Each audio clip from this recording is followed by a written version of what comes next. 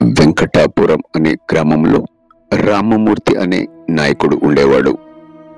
పదవి, ప్రాభవం అన్నీ ఉన్నవాడు. కానీ ప్రజల హృదయాన్ని గెలవడమే అతనికి అసలైన పాఠమైంది. ఎన్నికల ఫలితాల రోజున ఊరంతా కేరింతలతో మారుమోగింది. బ్యాండ్ల చప్పుళ్ళు, ఊరేగింపులతో పాటు పార్టీ జెండాలు రెపరెపలాడాయి. పార్టీ విజయోత్సవంలో భాగంగా రామమూర్తి వేదికపై నిలబడి గర్వంగా చెప్పారు, మీ ఓట్లతోనే నేను గెలిచాను. ఇక మీ ఊరిని స్వర్గధామంగా మార్చేస్తాను. ప్రజలందరూ చప్పట్లు, కేరింతలు కొట్టి ఆనందంతో నిండిపోయారు. అందరి కళ్ళల్లో ఒకే భావన, ఇప్పుడు మన ఊరు మారుతుంది అని. 3 నెలలు గడిచాయి.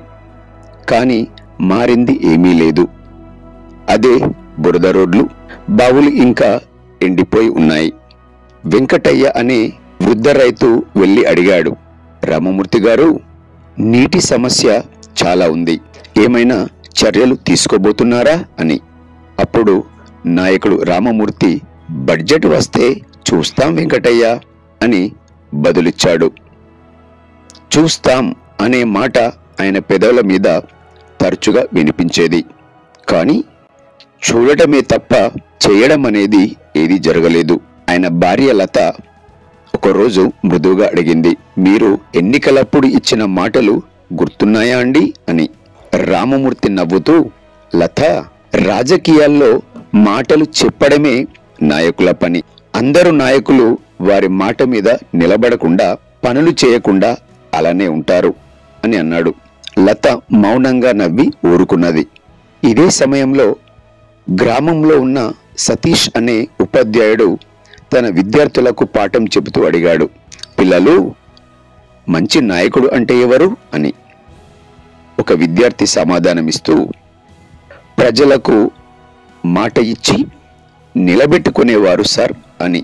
మరో పిల్లాడు అబ్బురంగా, మన ఊరి రామమూర్తి గారు చెప్పారుగా రోడ్లు వేస్తానని, ఇంకా వేయలేదు కదా సార్ అని అన్నాడు. ఉపాధ్యాయుడు సతీష్ మౌనంగా నిలబడ్డాడు. ఆ చిన్న మాటల్లో ఒక పెద్ద సత్యం దాగి ఉంది అని మనసులో అనుకున్నాడు.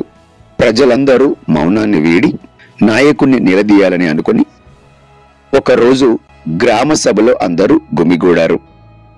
వృద్ధులు, మహిళలు, యువకులు, అందరి కళ్ళల్లో ఆగ్రహం కట్టలు తెంచుకుంది.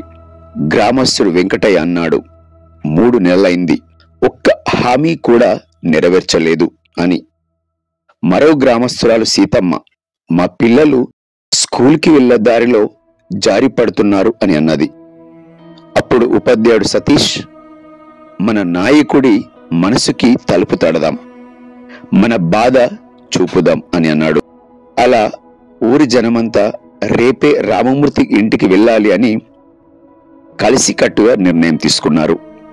మరుసటి రోజు రామమూర్తి ఇంటి ముందు జన సమూహం గుమిగూడింది.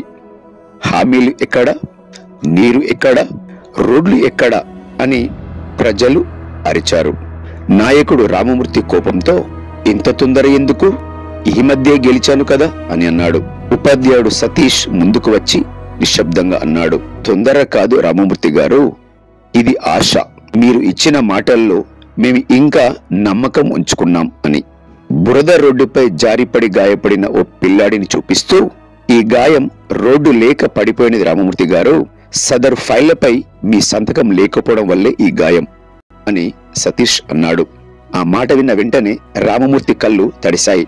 అప్పుడే రామమూర్తి భార్య లత తన దగ్గరికి వెళ్లి మృదువుగా చెప్పింది, ప్రజల కష్టాలు చూశారు కదా, ఇప్పటికైనా మీ చేతగానితనాన్ని ప్రక్కన పెట్టి మీరు మారండి అని. ఆ మాట రామమూర్తి గారి గుండెల్లో మ్రోగిపోయింది. ఆ రాత్రి ఆయన నిద్రపోలేదు. తన హామీలు, ప్రజల నమ్మకం అన్నీ చెవుల్లో మారుమోగాయి. మొత్తం 1 నెల రోజుల తర్వాత ఊరు రూపురేఖలు మారిపోయాయి. రోడ్లు కొత్తగా మెరవడం మొదలైంది. బావిలో నీరు ప్రవహిస్తుంది. స్కూల్లో కొత్త బల్లలు ఉన్నాయి. పిల్లలు నవ్వుతూ పాటలు చదువుతున్నారు. ప్రజలు ఆనందంగా చెప్పారు, ఇప్పుడు మన నాయకుడు నిజంగా మారిపోయారు అని. నాయకుడు రామమూర్తి సభలో నిలబడి చెప్పాడు, ప్రజాసేవ అనేది పదవిలో కాదు, మనసులో ఉండాలి. మాటలతో కాదు, కర్మతోనే ప్రజల విశ్వాసం గెలుచుకోవాలి. ప్రజలందరూ చప్పట్లు కొట్టారు. లత చిరునవ్వు చిందించింది. ఉపాధ్యాయుడు సతీష్ గర్వంగా తల ఊపాడు. నీతి ఏమిటంటే, నాయకుడు మారితే ఊరు మారుతుంది, కానీ ప్రజలు చైతన్యంగా ఉంటే నాయకుడే మారతాడు. ప్రజాసేవ అనేది అధికారంలో కాదు, హృదయంలో ఉండాలి. ఒక మనసు మారితే వందల జీవాలు మారుతాయి.